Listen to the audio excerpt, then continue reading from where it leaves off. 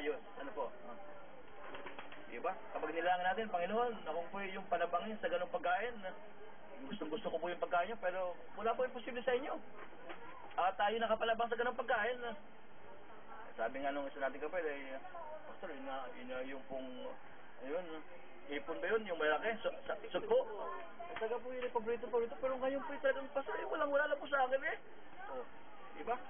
Ay, din nga naman, kami nanood sa PSCC. Yung nag-lecture doon, si Dr. Veneracion Cabana, ay talagang galing mag-lecture, ipinaplas mo sa screen, napakalaki. Ay nakalagay nga naman doon, pag kumain ka ng kamatis pala, ay super, Sister Wilma. Kamatis, saka tomato, saka kayo natin ng bukulay. Bukulay ba yun? Bukulay. Bukulay, pag yun, tatlong yun, ay kinain mo yung patatas, saka yung kamatis, saka yung bukulay na yan. Ayun pala, complete na. Complete na, mga kapatid. Yung puti lang makakaya mo sa ibang ano, ay makukuha mo din doon sa mga ano, basta putas. At saka vegetables, nuts, legumes, etc. Nandun na eh. At napakapanganib, no? Napakapanganib nga naman kapag tayo mahilig sa yan palang chicken ay delikado din, Padre Del Mundo. Yan palang mga chicken ay pag namatay ang isa, patay lahat. Kaya yung nabibisi, kasi may sakit pala pag nagkakasakit yung mga ganyang hayop. Kaya napakadelikado. Okay? Kaya talagang tama ang Biblia, mga kapatid. Kapag tayo ay tinuruan ng Panginoon at ipinakita sa atin talagang hindi mabuti sa ating katawan, no? Ay talagang tayo ay... Ako yung idadagdag lang. Okay, so ikaw at si Brother Colmel, yan doon.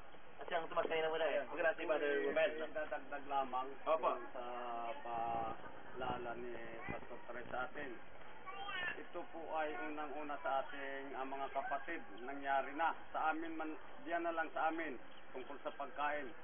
Sa kapitbahay po namin merong birthday. Tinatanong muna palba sa kapitbahay namin, sa mag-anak pa, kahit na alam na nila na kami hindi kumakain yung pinagbabawal na pagkain, lalong-lalo na ang baboy. Minsan po ay nangyari sa amin, binigyan kami ng pansit. Tinanong pa ng isang anak ko kung mayroon nalawak na baboy, sabi wala. Ako naman, nung mapakinig ko, palabasi, hindi ko lagi makakalimutan yan. Pag nagluluto sila ng pansit ay mantika ng baboy ang ginagigisahan. Nung mapakinig ko, ako'y takbong-takbo, tiningnan ko. At teka muna, ay yung mga bata, yung mga anak ko talagang kanya-kanyang bahagi na. At talagang sa tingin ko talagang masarap. Sabi ko, antay muna.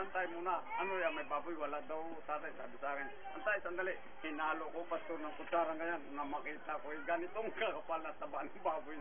Gayat ng pino. Sabi ko, niyo, may baboy. Di, sabi ko, di, tigil ang mga bata. Tingin ko sa mga anak, lulunok-lunok na. Sabi ko, yun ang tandaan ninyo sa lahat ng oras. Talagang yung ingatan, kahit na walang halo yan. Minsan talaga ang ginagawa nila, tayo lang masubok, tapos pag nakakain tayo, tatawanan nila, ibabalito yung pala nangangain din. Hindi nga minsan nagbibigay ng pansit, yung baboy na lawak ay inaalis para wag lang makita. Pero yon, mga kapatid, ay luto din doon sa karumal-dumal. Alam na naman sa bagay, kung minsan tayo nang kakain, hindi naman siguro natin kasalanan, pero ingatan natin na wag tayo, dahil ang sabi ng Diyos ay dapat tayo ay maging sakdal at puno ng banal na espiritu. Thank you very much. Pastor, di halimbawa nga po ganun, hindi po naman ninyo alam na may mantika ng baboy. Sino ho ngayon nagkakasali? Sino nagbigay? Bakit hindi ninyo alam? Hindi mo naman alam eh. Hindi ko alam. Walang problema.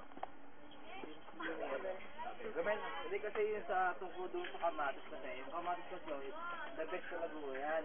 Kasi yung kamatis po ayon po sa pagkakaalam ko, ang kamatis po more on vitamin C. Kaya magaling po talaga sa katawan yan. Noong ako pinasa Middle East dati, bali isa pong nurse doon sa Saudi.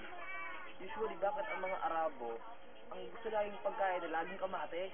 Sabi nila, give me 1 kilo tomato. Sa mga department lagi nang punahan sila.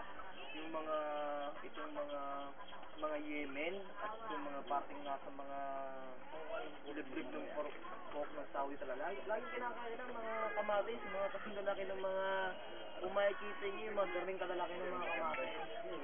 Umaga, tanghalian, hapunan. Yun ang kinakain nila. Kasi yun po talaga. Oo, yun talaga. Pero sa sawan. Wala. Hindi, ano lang, usually.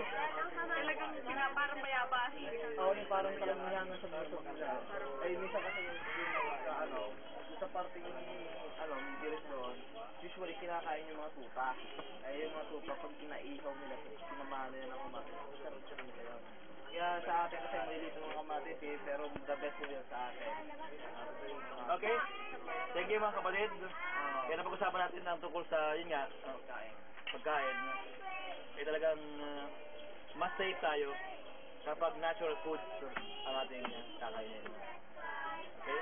Kasi nga wala tayong safe. Kasi nga namang yung taba ng paghayop, kahit anong hayop, eh, mahirap po yung matunaw.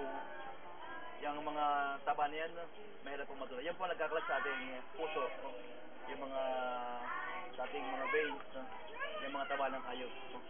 Kaya mas safe talaga sa atin yung pagkain ng mga prutas, vegetables, nuts, legumes, at mga Sorry buto.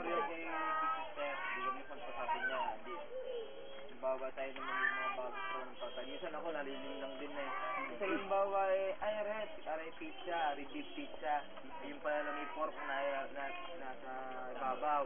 Nakain mo na siyempre kaharap ka ng mga tao. Ay, naku, baboy yan. Siyempre, etiquette yun, hindi mo na pwedeng iluwa yun. Kasi nasa harapan ka. Hindi ang hintayin mo na lang. Hindi mo naman alam. Eh, siyempre, alam ang ikot mo pa, ilabas mo pa. Hindi kainin mo na lang. Ano ba yun? Yung masama sa iyo, ay huwag mong gagawin sa iba. Kasi alam mong masama sa iyo, ito kasi pinapabayaan mong magkulo. Kung na kayo makakahanap pala ng pera at makasalata naman ng iba, hindi naman maganda. Okay.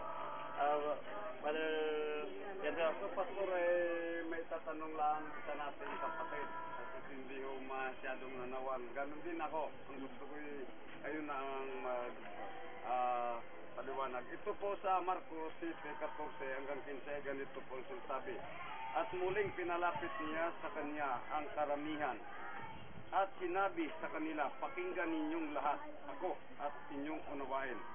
Walang anumang nasa labas ng katawan ng tao na pagpasok sa kaniya ay makakahawa sa kaniya. Datapot ang mga bagay na nagsisilabas sa tao, yaon ang nakakahawa sa tao. Ito po ang kung ano, sabi kanina sa akin ni Sister Wilma, yun daw pumapasok sa tao, ay siyang hindi raw nakakawat, yung lumalabas sa tao, yun daw nakakawa. Hindi nakakahawa. 7. O, Marco 7:14 at 15.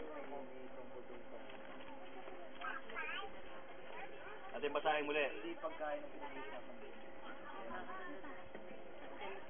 At muling pinalapit niya sa kanya ang karamihan at sinabi sa kanila, pakinggan ninyong lahat ako at inyong unawain. Walang anumang nasa labas ng katawan ng tao sa pagpasok sa kanya ay makakahawa sa kanya. Datapot ang mga bagay na nagsisilabas sa tao, yun nakakahawa sa tao.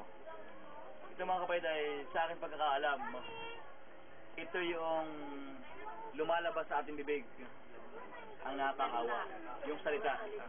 Kapag tayo nagsalita, ay yun ay nakaka-apekto, nakakasakit, nakakasama sa tao. Diba? Hindi po ito tumutukoy sa pagkain. Kundi Oo nga, Pastor. Meron po isa pang dyan sa mga yung kay Pedro, baka okay merong makakausap. Ang sabi kay Pedro sabi ng Diyos kay Pedro, dumating yung isang yung maraming pagkain, kumot, maraming mga lahat ng iba't ibang klase ng kaya. Sabi kay Pedro, magpatay ka, at kahit ano dyan, nililinis ko na. Yun ay tama yun, pero ibig sabihin mo, yung talisada lang.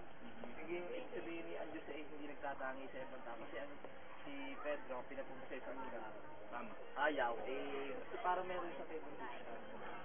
Ngayon bakit meron po kayong nakakasalamuha na nakakausap na ganyan. Iba ako tayo ay smart sa mga baka tayo madala. Okay? Nangangalaga po talagang si Padre Romel ay pwede lang